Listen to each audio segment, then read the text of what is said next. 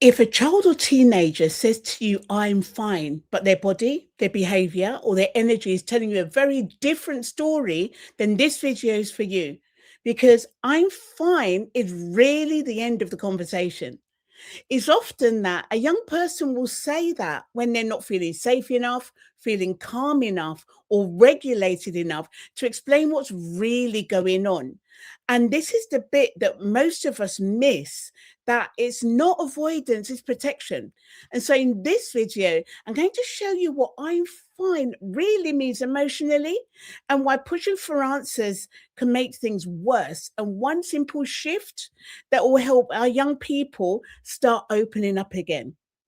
So let's start here. I'm fine is one of the most common phrases that we'll hear, and it's misunderstood because we will hear it as a statement, but really it's a signal. And if you're watching this, chances are your gut already knows that. So I'm going to share with you the treasured possession that we use here at JCF, which is a JCF mood map. And the JCF mood map measures mood, and mood is a measurement of two things. It's how much or how little energy we have and how we're feeling in that moment. Are we feeling really, really negative and rubbish, or are we feeling really, really positive and good? And it's those two things, that how good we're feeling, that energy, and how positive or negative we're feeling, that give us that mood in that moment.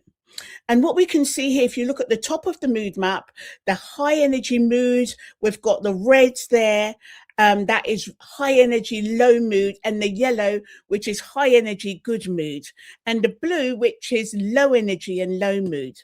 So, and in the JCF mood map, our mood mentors use these mood maps with the young people we're working with to help them measure their mood, to find out where they are and how to manage their mood. Because here's the thing, when they know where they are, it's then going to be easy for them to change to another mood state. That's if they want to. So we're talking about I'm fine. So you speak to the young person in your life and you say something and they say, I'm fine. And it's clear that their body language isn't matching up with the words. So maybe the tone is flat, there's a lack of eye contact, there's a change of energy, and there's a shutdown or irritability or withdrawal. And if we look at the JCF mood map, we see that irritability is a very high mood, high energy mood. And also, as well, it's really, really negative. So it's up here. And here's the sciencey bit. This is when somebody's in this mood state in the red, the chemical that's governing there is adrenaline. And adrenaline isn't a hormone or a chemical that you sit down and you reason with. Adrenaline is a flight, fright, or freeze chemical. So all a person wants to do is just to shut up and get out and escape the threat.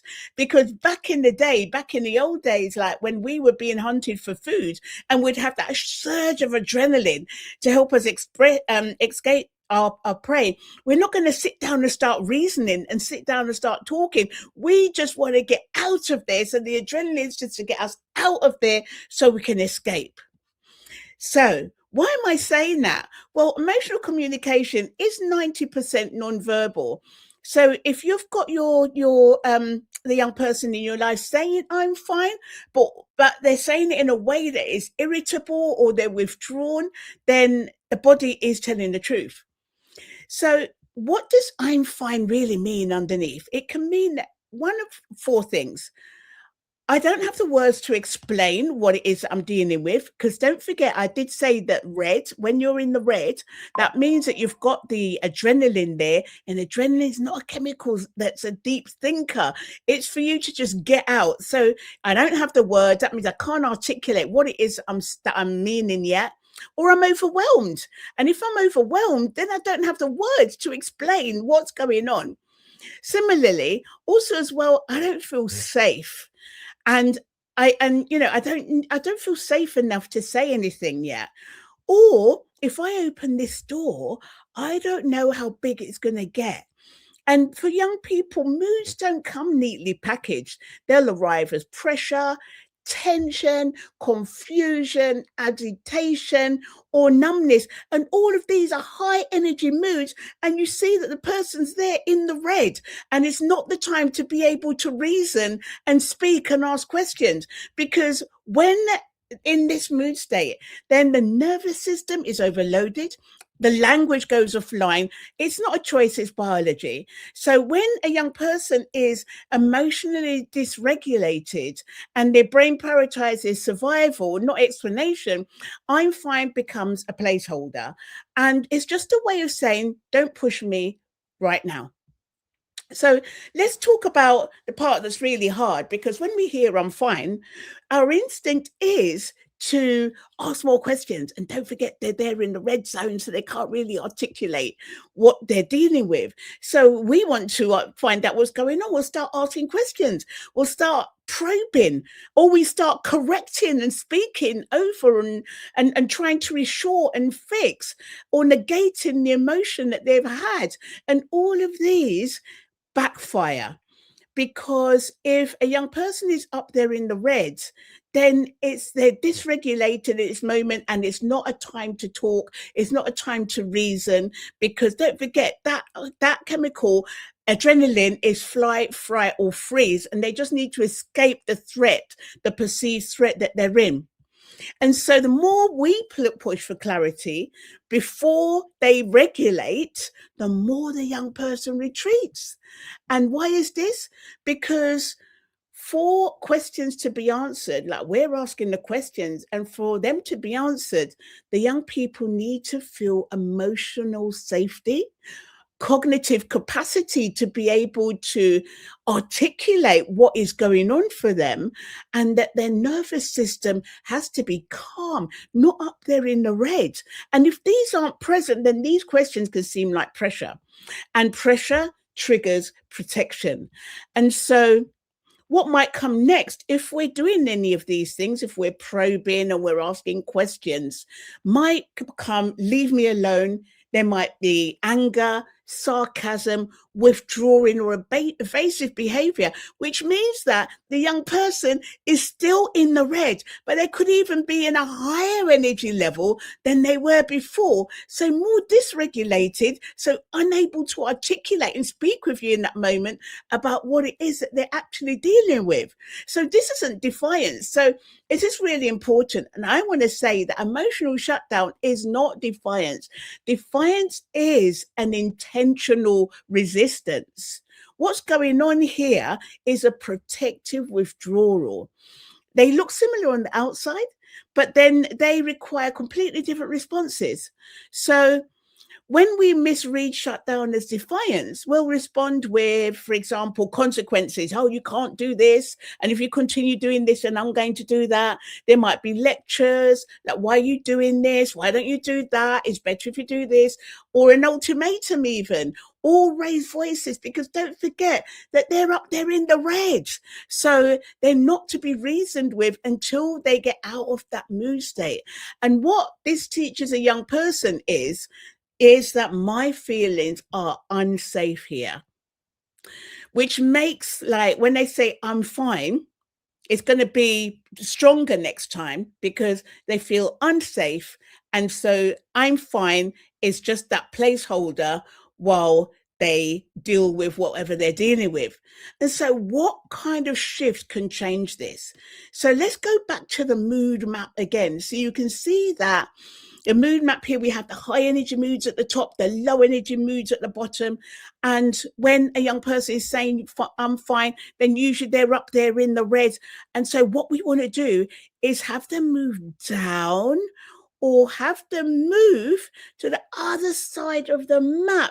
Because on the other side of the map, where the yellow and the green is, the bright side of the map, that we have different chemicals, we have different hormones that govern those moods. So we've got the endorphins, we've got the touchy oxytocin, mood regulators.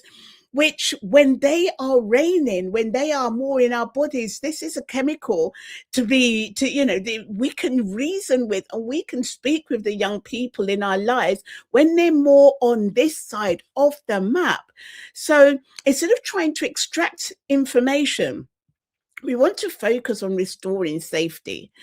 And we don't need a breakthrough conversation in that moment. In fact, what we need is something to bring them down and regulate them where they're dysregulated. So then, like, that adrenaline starts going down. And so you can say like things like, we don't have to talk right now. I'm here when you're ready, or we could come back to this later. Okay? Because and then when you're saying this, then making sure that our tone and our body language and our presence are mirroring that, no sighs, no eye rolling, or kind of like no tension, because your body language is being tracked in this moment. And the young person actually thinking, are you safe to be around, or do I need to step back? And this is when trust starts to build. And so the mood map is not about good or bad emotions. A mood map measures how much or little energy you've got and how you're feeling in that moment. Are you feeling like really, really, really kind of positive, or are you feeling really, really rubbish? And it's those two things, like how much energy you've got and how you're feeling, that give you the mood in that moment.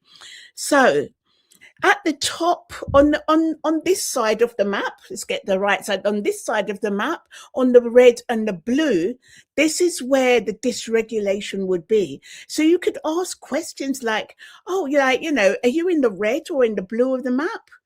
Because because their nervous system is overloaded. So it's just really getting that clarification, because if they're in shutdown, they're in anger, they're in overwhelm, then asking them to explain themselves, we know that this is just not going to work. So what we want them to do is to identify where they are. We can ask them, are you in the, where are you? Are you in the red or in the blue? So instead of asking why and what's going on, ask them where they are.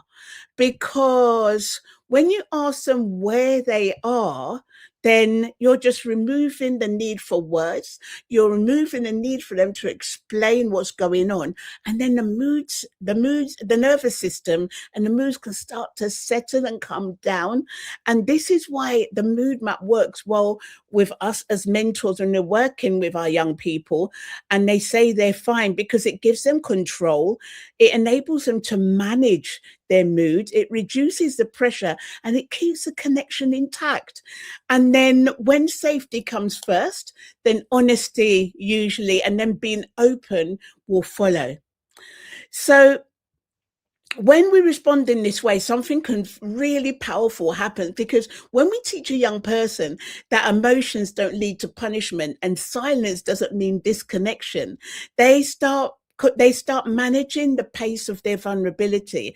And over time, I'm fine starts to soften, because we are creating safety and they can be open and honest. And this is how emotional literacy develops, not through interrogation, but through relationships. So if I'm fine is something that you hear a lot of, then the most important thing to think of is silence is still communication. And in the next episode of this series, I'm going to show you how you can see the difference between emotional shutdown and defiance, because responding to the wrong one can push a young person further away, and usually in the red part of the map. So you'll find episode 2 in this playlist. And so please stay with me, and I really look forward to speaking more about this next week in next week's video. My name's Jacqui, and I'm here on behalf of the Julian Campbell Foundation. And have a great week, and we'll speak with you next week. Thank you.